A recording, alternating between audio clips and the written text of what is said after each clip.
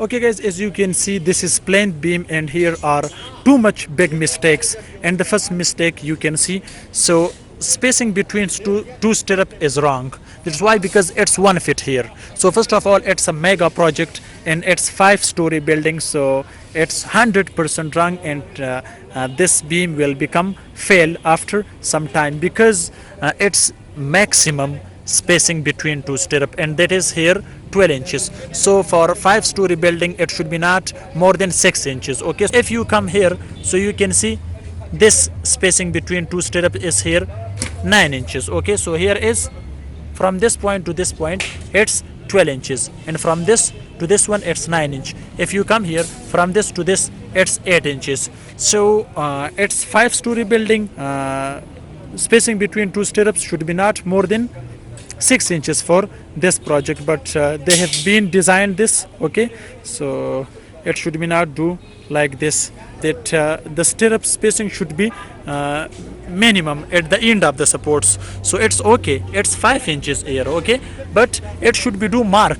We have to provide the marking. Okay, on those marking we have to place the stirrups. So first of all they have provide a marking, okay, by marker or anything. Okay, so by after that they will provide the stirrups. So without the marking, so it will become like this, and it's a big mistake. So it will make more problems in this project.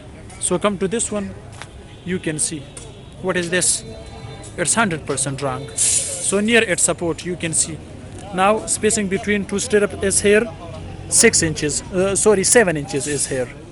Okay, if you come here, so near its support it should be minimum of the beam, it should be maximum, but here is maximum, but it's wrong, because sometime 12 inches, sometime 9 inches, sometime 8 inches, and etc. If you see this, so this is binding wire, so they bind wrongly here.